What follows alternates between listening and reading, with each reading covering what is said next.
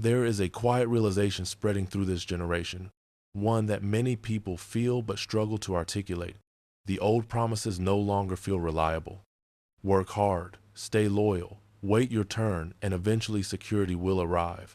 For decades, that story shaped entire lives. But the modern age has exposed its fragility.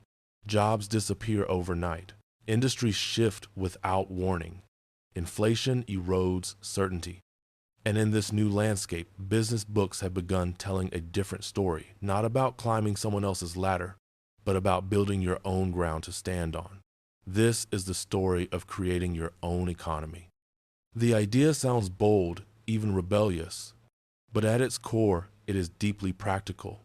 To create your own economy is not to reject society or escape responsibility. It is to stop outsourcing your financial destiny to systems you do not control. Modern business books, from Company of One to The $100 Startup, from the Almanac of Naval Ravikant to Built to Sell, all circle the same truth. Resilience no longer comes from scale alone. It comes from leverage, ownership, and adaptability. Imagine a professional in the middle of their career. They followed the rules, built skills, earned promotions, and yet a single restructuring meeting erased years of perceived stability.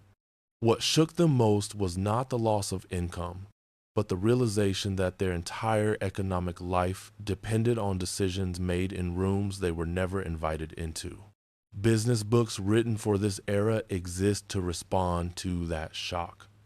They teach that modern security is not a job, it is optionality. One of the most powerful shifts these books introduce is redefining what a business actually is. In the modern age, a business does not need employees, offices, or massive capital.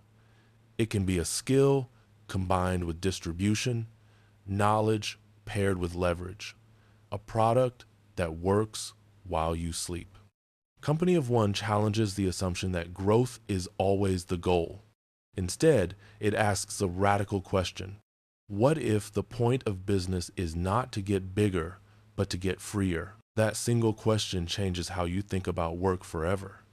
Another recurring theme in modern business literature is the idea of asymmetric upside. Books like the Almanac of Naval Ravikant explain that traditional jobs trade time for money in a linear way. You show up, you get paid, and the transaction ends. But creating your own economy means building things that can scale without proportional effort: content, software, intellectual property, systems. This does not mean easy money. It means delayed gratification. Effort up front, leverage later. Risk now, optionality later. The books emphasize that while this path is harder emotionally at first, it is far more resilient over time. What these books also make painfully clear is that the modern economy rewards those who take responsibility for their learning. No institution can keep pace with change. Skills decay, tools evolve. Business books for the modern age repeatedly stress self-education as an economic act. Learning how to learn becomes more valuable than any single credential. Those who build their own economy treat knowledge as capital. They invest in it continuously, knowing it compounds just like money. Then there is the shift in how value is created. Older business thinking emphasized efficiency within systems. Modern business books emphasize differentiation within networks. Your voice, your perspective, your way of solving problems. Creating your own economy often begins with embracing what makes you non-replaceable rather than trying to fit neatly into existing roles. This is uncomfortable advice because it requires exposure. It requires putting ideas into the world before you feel ready. But the books are clear. Invisibility is the greatest risk of the modern age. Another lesson that emerges is the importance of small bets. Instead of betting everything on one employer, one product, one identity, modern business thinking encourages experimentation, side projects, pilot offerings, micro businesses. These are not distractions, they are hedges. Each small experiment teaches you something about markets, about yourself, about leverage. Over time, these experiments form a personal economic ecosystem that is far more robust than a single income stream. Yet these books are not naive. They do not promise freedom without discipline. In fact, they are often brutally honest about the cost. Creating your own economy requires self-management at a level most people are not prepared for. No boss means no external structure. No guaranteed paycheck means no excuses. The modern business books emphasize systems, routines, and clarity of priorities because freedom without structure quickly becomes chaos. Autonomy must be earned through discipline. As these ideas accumulate, a new definition of success begins to take shape. Success is no longer tied to titles or company size. It is tied to control over time, flexibility of income, and alignment between work and values. People who create their own economy may earn more or less than before, but they experience a different quality of life. Less fear, more choice, more agency. The books describe this not as an escape from work, but as a reorientation toward work that actually supports life. What makes these books so compelling is that they do not ask you to burn bridges. They ask you to build options, to slowly reduce dependency, to gradually shift from being a consumer of opportunity to a creator of it. The process is rarely dramatic. It happens quietly after work hours, on weekends, through long periods of uncertainty. And yet, over time, the compounding effect is undeniable. When you step back, you realize that creating your own economy is not about entrepreneurship in the traditional sense. It is about sovereignty, economic sovereignty, the ability to absorb shocks without collapse, the ability to adapt without begging permission, the ability to define success on your own terms. Modern business books do not romanticize this path, but they make one thing clear. In a world that changes faster than institutions, building something you control is no longer a luxury. It is a form of self-defense. And as this realization settles in, a deeper question emerges, not what business should I start, but what kind of economic life do I want to design? Because once you begin thinking this way, every decision looks different. Skills become assets, time becomes capital, attention becomes currency, and you begin to sense that the real divide in the modern age is not between employees and entrepreneurs, but between those who have built personal leverage and those who remain fully dependent on external systems. And it is at this point where dependency gives way to design that the deeper lessons of these business books begin to reveal themselves, showing how people transition from survival to strategy, from reacting to creating, and from participating in the economy to shaping a small but meaningful economy of their own.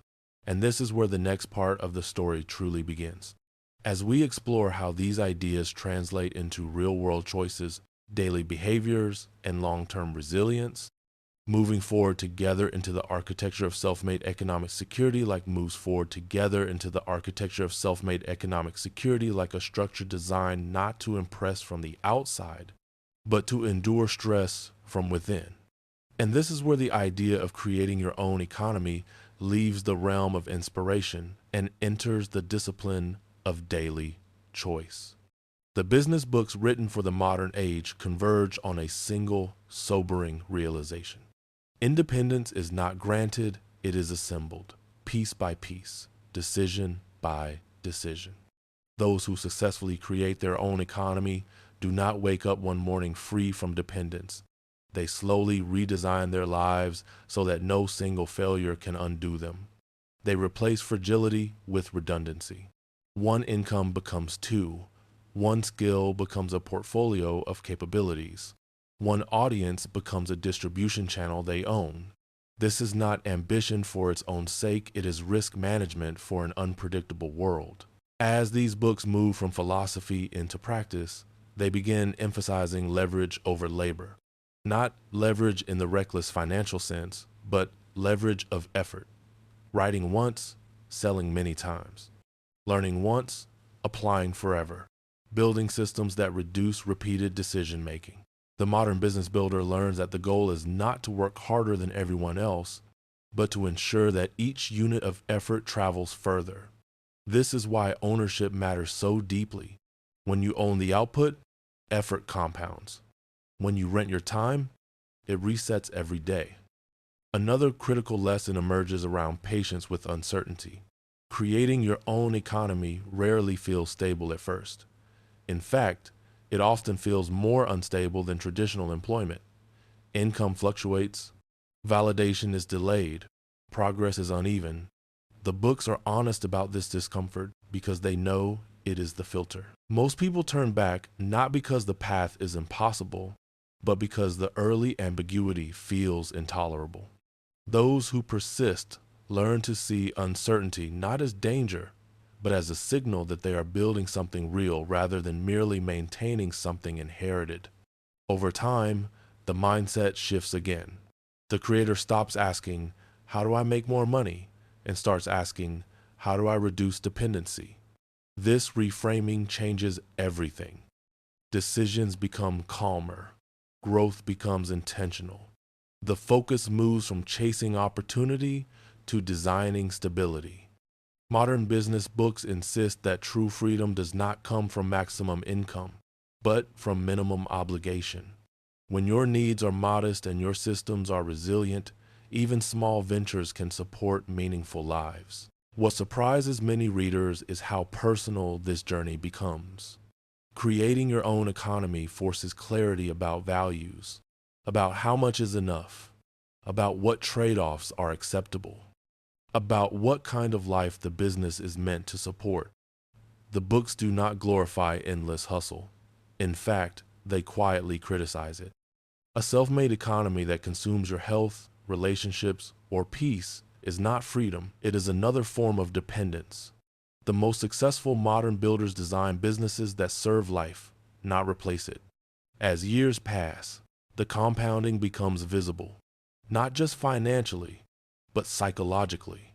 Confidence grows, not the loud kind, but the grounded kind. The confidence of knowing that no single employer, algorithm, or market swing has total control over your future. This is the quiet reward these books promise. Not escape from effort, but insulation from chaos. Not immunity to hardship, but the ability to respond without panic. And eventually, a final transformation occurs. The person who once felt at the mercy of the economy realizes they are no longer just participating in it, they are shaping a small corner of it. Their skills create value. Their systems distribute it. Their choices determine how dependent or resilient their life becomes. This is what modern business books truly offer. Not a business plan, but a lens.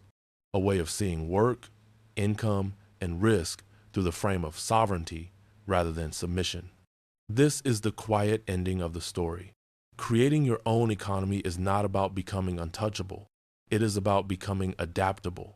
It is about building enough control to weather change without losing dignity, enough leverage to grow without burning out, enough ownership to ensure that your effort leaves something behind.